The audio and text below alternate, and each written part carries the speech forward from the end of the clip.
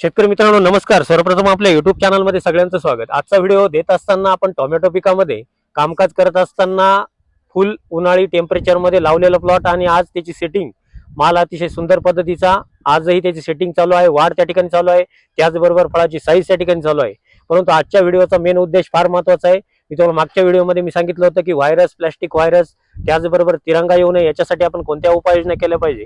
परंतु आजचा व्हिडिओ देत असताना आपण नक्कीच प्लॉटमध्ये शेवटपर्यंत पाला आपल्याला कसा टिकवता येईल, आळी आणि नागाळी न येऊ देता आपल्याला प्लॉट शेवटपर्यंत प्लॉटचा पाला चांगला कसा ठेवता येईल या संदर्भात आजचा व्हिडिओ फार महत्त्वाचा आहे. व्हिडिओ नक्की शेवटपर्यंत बघा. आजच्या व्हिडिओमध्ये कामकाज करत असताना ज्या शेतकऱ्यांच्या प्लॉटमध्ये आपण या ठिकाणी उभे आहोत त्या प्लॉटसाठी आपण नियोजन त्या ठिकाणी दिलेलं आहे. प्रत्येक शेड्यूलचं प्रत्येक औषध त्यांनी त्या ठिकाणी वापरलेलं आहे, प्रत्येक फॉलोअप त्यांनी घेतलेला आहे. सुरुवातीच्या ड्रिंचिंगापासून आज प्लॉट चालू त्या ठिकाणी होईल आणि आजच्या स्टेजपर्यंत पूर्ण शेड्यूलचा फॉलोअप घेऊन त्यांना काय अनुभव आला आपण त्यांच्याकडूनच ऐकूया. तर दादा तुमचं नाव गाव आणि मोबाईल नंबर सांगा एकदा. साहेबराव रामभाऊ गंभीरे, राहणार पानेवाडी, तालुका नांदगाव, जिल्हा नाशिक. Mobile number 9767727099. बरं, मागच्या 3 वर्षापासून आपण प्लॉट रजिस्टर करतोय, अनुभव घेतोय, काय वाटलं? एक नंबर काम नक्की चांगलं एक वाटलं. नंबर अवरेज दररोज चांगलं एक मिळतं. नंबर. मागच्या वर्षी 3000 कॅरेट निघाले होते. बरं, आता लक्षात घ्या, कामकाज करत असताना मी जे तुम्हाला सांगितलं की आपल्याला 2000 प्लस आपण कॅरेट सांगतो, परंतु त्यांचा आज 3ऱ्या वर्षाचा अनुभव त्या ठिकाणी आहे. 3000 प्लस कॅरेट त्या ठिकाणी त्यांनी काढलेले. आता लक्षात घ्या, आपल्याला फवारण्याच्या नियोजनामध्ये मी तुम्हाला सांगितलं की आपल्याला पाला शेवटपर्यंत चांगला राहिला पाहिजे. त्याच्यासाठी आपण नागाळी येऊ न देता, आता लक्षात घ्या नागाळी काय येते हा फार महत्त्वाचा मुद्दा आहे. नागाळी येण्याचं महत्त्वाचं कारण म्हणजे आपल्याकडे जर पाण्याचा ताण त्या ठिकाणी गेला किंवा बऱ्याचदा आपल्याकडे अमावस्येला आपण फवारण्या ज्या घेतो कीटकनाशकच्या त्या फवारण्या नाही गेल्या तर आपल्याकडे नागाळीचा प्रादुर्भाव त्या ठिकाणी वाढतो. त्याचबरोबर प्लॉटच्या कडेला जे गवत ज्या ठिकाणी असतं त्या ठिकाणी सुद्धा पाकोळी जी आपण अंडे घालती त्याचं प्रमाण त्या ठिकाणी वाढतं, म्हणून आपल्याला नागाळीचं प्रमाण वाढतं. त्यासाठी फवारणी करत असताना आपल्याला पूर्ण प्लॉटच्या चारी बाजू सुद्धा फवारण्या करणं गरजेचं राहतील. कव्हरेज मिळवणं त्या ठिकाणी गरजेचं राहील. आज पूर्ण प्लॉट बघितला तर अतिशय सुंदर पद्धतीचा प्लॉट आहे. आता फवारण्यांमध्ये नागाळीसाठीच्या 2 महत्त्वपूर्ण फवारण्या फार महत्त्वाच्या आहे. त्याच्यामध्ये पहिली फवारणी आपल्याला त्या ठिकाणी घ्यायची, त्याच्यामध्ये तुम्हाला आबासीन घ्यायचं आहे 100 मिली. लक्षात घ्या, 200 लिटर पाण्याचं प्रमाण असेल. आबासीन घ्यायचं आहे 100 मिली. त्यासोबत कॉस्मिक्रॉप सायन्स ब्लॅक माइट 250 मिली, प्रोक्लेम 100 ग्रॅम, अशी एक फवारणी आपल्याला काढून घ्यायची. घेतली आपण अशी फवारणी? नाही गेला. आबासीन, प्रोक्लेम आणि ब्लॅक माइट दिले मला त्यांनी. दिलेली ना? सुरुवातीला घेतलेली ना? बरोबर. ही एक फवारणी आपल्यासाठी फार महत्त्वाची. 8 ते 10 दिवसाच्या अंतराने आपल्याला दुसरी फवारणी त्या ठिकाणी घ्यायची. ही फवारणी घेत असताना नागाळीसाठी आपल्याकडे फुलांची संख्या बघून आपल्याला त्या ठिकाणी टाटा कंपनीचा नगाटा 200 लिटर पाण्यासाठी 300 ml. लक्षात घ्या, फार महत्त्वाची फवारणी असेल. टाटा कंपनीचा नगाटा 300 मिली, त्यासोबत आपल्याला फिनिक्स कंपनीचा बायोनिम आपल्याला घ्यायचं आहे 400 ml आणि त्यासोबत एक बुरशीनाशक घेत असताना आपण एंट्राकॉल घेत असाल तर 500 ग्रॅम घ्या, जे 78 घेत असाल तर 500 ग्रॅम घ्या. अशा पद्धतीच्या नागाळीसाठी फवारण्या गरजेच्या आहे. हेच करत असताना आपण जे तुम्हाला मध्यंतरीच्या फवारण्या दिलेल्या आहे मग त्याच्यामध्ये तुम्हाला एक्सपोनस असेल. लक्षात घ्या, ज्या ठिकाणी पूर्ण मालाची सेटिंग झालेली असेल अशा ठिकाणी आपल्याला एक्सपोनस घ्यायचं आहे 200 लिटर पाण्यासाठी 24 ते 25 ml पर्यंत. त्यासोबत आपल्याला प्रोपेक्स सुपर घ्यायचं आहे 100 मिली आणि त्यासोबत आपल्याला रिॲक्टिव्ह घ्यायचं आहे 500 मिली. अशी एक फवारणी आपल्याला काढून घ्यायची. ही फवारणी काढल्यानंतर कुठेही नागाळीचा प्रादुर्भाव अजिबात त्या ठिकाणी राहणार नाही.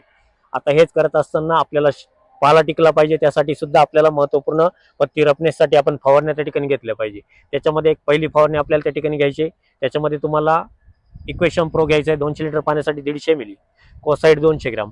ही फवारणी सुद्धा आपल्यासाठी फार महत्त्वाची असेल. त्यानंतर गेरवा आपल्याला अतिशय पद्धतीने कमी असला पाहिजे आणि तो यायलाच नको. आता गेरवा येण्याची कारण सुद्धा लक्षात घ्या. ज्या ठिकाणी तुमची फॉस्फरसची डिफिशियन्सी असेल, ज्या ठिकाणी तुमची फॉस्फरसची कमतरता असेल, ज्या ठिकाणी मॅग्नेशियमची कमतरता असेल अशा ठिकाणी गेरव्याचा प्रादुर्भाव त्या ठिकाणी जास्त प्रमाणात होतो. यावर्षी बऱ्याच शेतकऱ्यांच्या अडचणी आहेत, प्लॉट जमले नाही. परंतु प्लॉट जर तुम्ही नियोजन व्यवस्थित केलं, तुम्ही ड्रिपचे ॲप्लिकेशन फवारण्या जर डॉक्टर ॲग्रीवाल्याच्या शेड्यूलनुसार घेतल्या असतील तर प्लॉटला अजिबात अडचण त्या ठिकाणी येणार नाही. आता याच्यामध्ये तुम्हाला जो आपण गेरवा म्हणतो त्याच्यासाठी आपल्याला ड्रिपच्या ॲप्लिकेशनमधून तुम्हाला फॉस्फरिक ॲसिड एकरी 3 ते 4 लिटर, त्यासोबत 13-0-45 5 ते 7 किलो, मॅग्नेशियम सल्फेट 5 ते 7 किलो असा एक डोस आपल्याला ड्रिपच्या माध्यमातून द्यायचा आहे फॉस्फरस लेवल वाढण्यासाठी. मी तुम्हाला मागच्या व्हिडिओमध्ये सांगितलं होतं जी स्लरी आपण दिली होती ती स्लरी सुद्धा आपल्याला देणं गरजेचे राहील. त्याचबरोबर 42-47 किंवा 048-47 असा एक डोस द्यायचा आहे. 0-27 घेत असाल तर त्याच्यासोबत आपल्याला HDP फेरस साधारणतः एकरी 500 ग्रॅमपासून 1 किलोपर्यंत आपल्याला घ्यायचं आहे, जेणेकरून फॉस्फरसचं अपटेक त्या ठिकाणी वाढेल. अशा पद्धतीचं नियोजन आपल्याला घेणं गरजेचं आहे. जर अशा पद्धतीचे ड्रिपचे ॲप्लिकेशन आणि फवारण्यांचं नियोजन जर केलं असेल तर आपल्याला प्लॉटमध्ये नक्कीच पत्ती जी म्हणतो आपण ती नक्कीच शेवटपर्यंत आपल्याला चांगल्या पद्धतीची राहील. त्याचबरोबर ज्यावेळेस आपल्याकडे 12-14 तासांच्या वर पानांवरती पाणी साचून राहत असेल, अशा वेळेस आपल्याला दोन्ही बाजू फवारणी घेणं गरजेचे आहे. लक्षात घ्या, बुरशीनाशकांच्या फवारणी घेत असताना आपल्याला त्यामध्ये स्टिकरचा आपल्याला योग्य वापर त्या ठिकाणी करायचा आहे आणि असा वापर जर केला तर आपल्याला कव्हरेज चांगल्या पद्धतीचे मिळणार आहे. प्लॉटचा पाला पूर्ण बुडापासून ते शेंड्यापर्यंत कुठेही त्या ठिकाणी खराब त्या ठिकाणी होणार नाही. हेच नियोजन आपण प्रत्येक शेतकऱ्याला त्या ठिकाणी देत असतो, परंतु जे शेतकरी कंप्लीट फॉलोअप घेतात त्यांच्या प्लॉटमध्ये तुम्हाला नक्कीच प्लॉट चांगला दिसत असेल.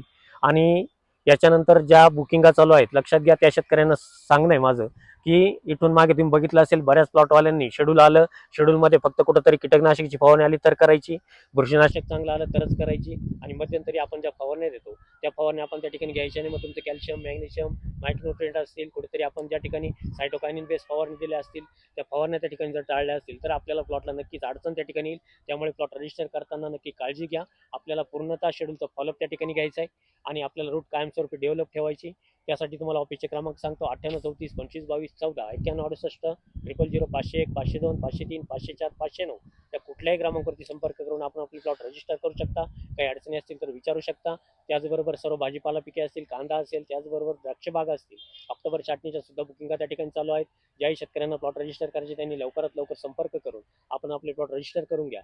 त्याचबरोबर जे व्हिडिओ आपण देतो ते व्हिडिओ यूट्यूब चॅनल असेल, फेसबुक पेज असेल, इन्स्टा आय डी असेल, या सर्वांवरती त्या व्हिडिओ असतात. ते चॅनल नक्कीच डॉक्टर ॲग्रीवाला चॅनलला पण नवीन आला असाल तर नक्की चॅनलला सबस्क्राईब करून घ्या. व्हिडिओ आवडत असेल तर लाईक करा, शेअर करायला विसरू नका. धन्यवाद.